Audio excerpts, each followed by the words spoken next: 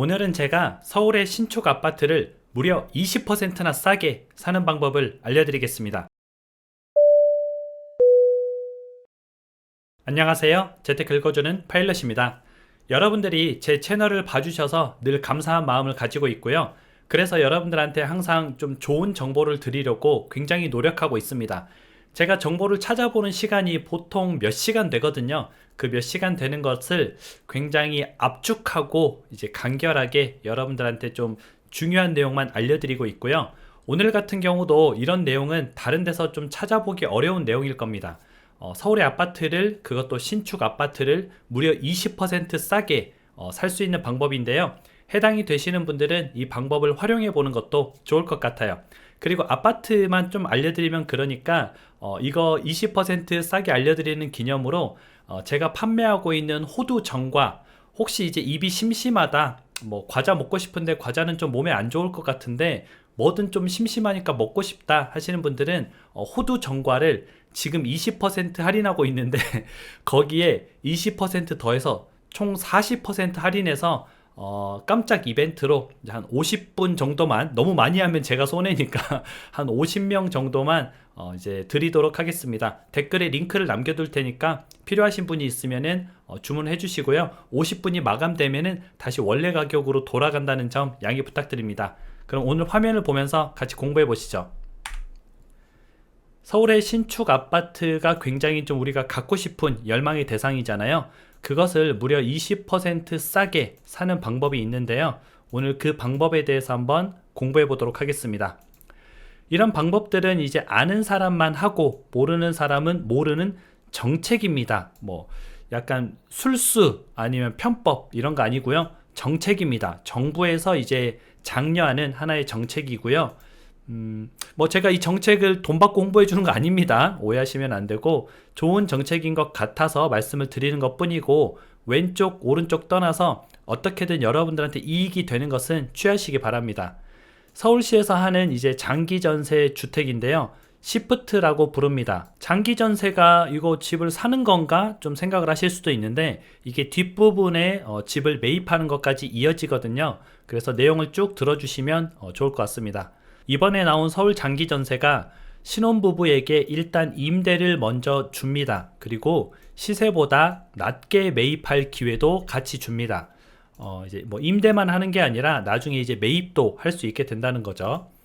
신혼부부면은 10년 동안 임대가 가능하고요. 이제 2년마다 갱신하는 거긴 하지만 특별한 일이 없으면은 보통 이제 10년까지는 채울 수가 있습니다. 그래서 주변 시세 대비 75%에서 80% 사이 되는 가격으로 임대를 준다고 하는데 제가 봤을 때는 75%는 아닌 것 같아요. 한 80에서 85% 가격, 주변 시세를 어떻게 측정하는지는 모르겠지만 제가 봤을 때는 주변보다 한 15%에서 20% 정도 저렴한 가격으로 임대가 나오고 있고요. 그냥 이제 정부에서는 생색내기 위해서 최대한 수치를 좀 좋게 보이려고 하는 점도 있습니다.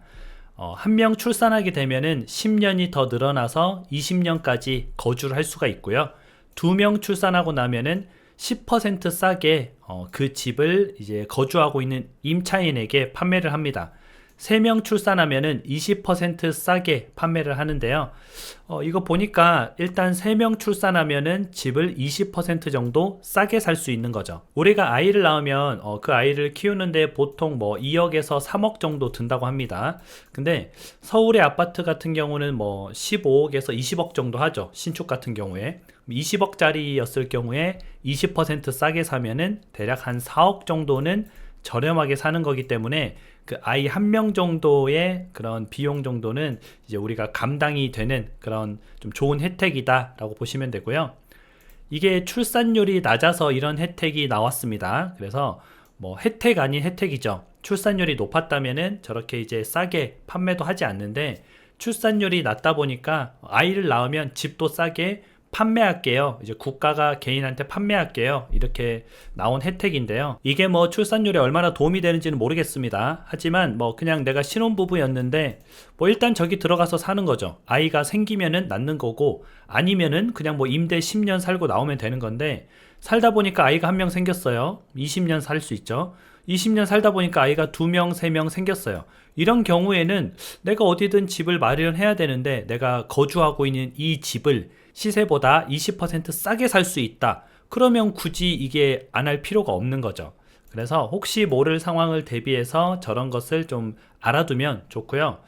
좀 세세하게 보면은 부부 합산 소득이 있습니다.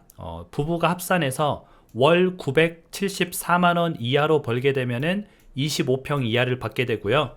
월 1083만원 이하를 벌게 되면은 33평 이하를 받게 됩니다.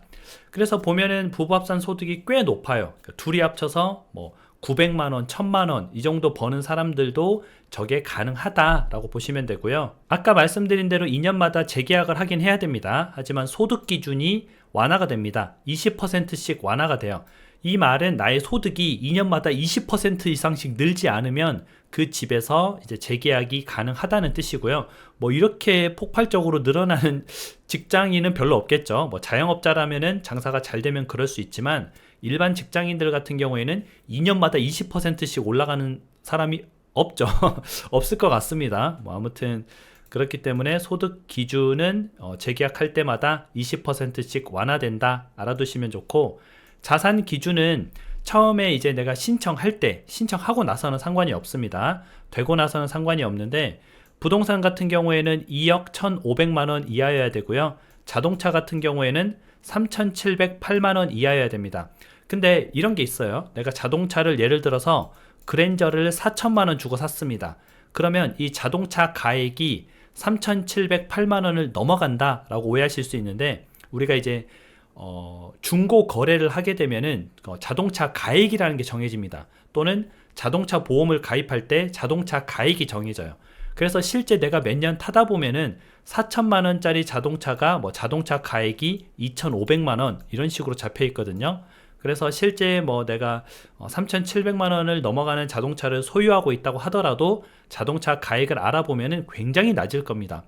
뭐 아마 한 3, 4년 타고 3,700만 원 정도 되는 가액을 가지려면은 신차 가격이 한 6, 7천만 원 정도, 그 정도 자동차면은 뭐 이 정도 가액이 나오긴 하더라고요. 뭐 그렇게 보시면 되고, 저게 뭐 장기 전세라서 안 좋은 거 아니야? 라고 생각할 수 있잖아요. 알짜배기 요지가 이번에 다 포함됩니다. 그래서 말씀을 드리는 거예요. 둔촌 주공도 포함됩니다. 올림픽 파크 포레온, 이제 굉장히 좀 핫한 곳이죠. 저런 곳도 장기 전세가 나오게 되고요. 이 말은 누군가는 둔촌 주공에 전세를 거주할 때 뭐 예를 들면은 6억에 거주한다. 그러면 장기 전세로 들어가면 뭐 대략 20% 정도 저렴하니까 한 4억 8천에 거주를 할 수 있게 되는 거죠. 어차피 내가 거주를 할 거라면은 뭐 둔촌 주공에 한번 살아볼 거라면은 전세를 6억 주고 들어가는 것보다 4억 8천 주고 들어가서 장기 전세로 살다가 혹시 자녀가 출산되면은 그걸 또 싸게 사면은 굉장히 좀 이득이겠죠.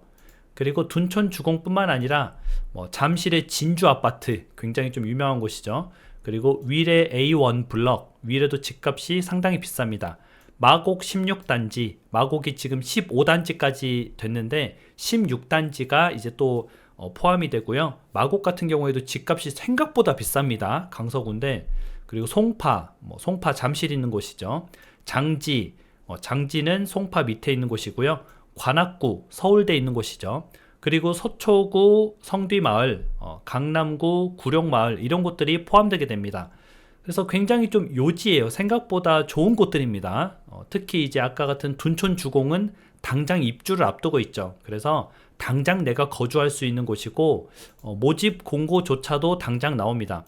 2025년 하반기부터 시작이 돼요. 그 말은 올 하반기부터 이제 우리가 장기 전세로 거주할 수 있는 저런 곳들이 나오고, 장기 전세가 시세의 20% 정도 좀 저렴하게 거주할 수 있다. 그리고 이제 출산을 혹시 하게 되면은 그 출산으로 인해서 아이 명수에 따라서 집을 조금 저렴하게 살 수 있다. 그렇게 보시면 되죠. 뭐 지금 당장 집을 살 돈이 없는 사람이면은 이것도 하나의 기회가 되겠죠. 좋은 곳에 살면서 나중에 이제 매입할 여지도 좀 남겨두는 거니까요. 물론 내가 여력이 있으면은 내 돈으로 내 집 마련하는 것이 가장 좋은 스텝입니다. 하지만 누구나 돈이 다 그렇게 많지 않아요. 보통은 돈을 조금씩 벌어가죠.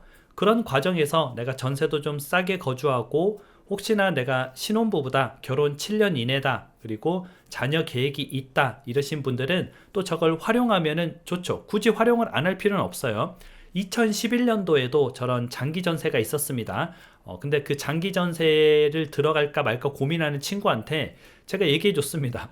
들어가라. 굳이 시세보다 전세가 싼데 뭘 머뭇거리냐.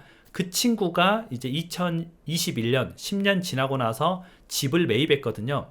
그 집을 굉장히 싼 가격에 샀습니다. 물론 2011년에 샀으면 더 좋았겠지만 그땐 돈이 없던 친구였기 때문에 10년 동안 차근차근 모은 거죠. 모아서 2021년에 남들보다 저렴한 가격으로 샀고 21년에 집값이 폭등하면서 약간은 좀 이득을 본 그런 케이스긴 한데요. 뭐 아무튼 우리가 저걸 알아둬서 또는 활용해서 나쁠 건 없겠죠. 그래서 여러분들이 부동산 같은 경우는 딱 아는 만큼 법니다. 아는 만큼 벌고 모르면 못 벌고 이런 시스템이기 때문에 항상 저랑 같이 좀 공부하면서 부동산에 대한 시야를 넓혀보면 좋을 것 같습니다. 그럼 오늘 방송은 또 여기까지 하고요. 여러분들 오늘 하루도 방송 들어주셔서 진심으로 감사드립니다. 행복한 하루 되세요. 다음에 다시 만나요.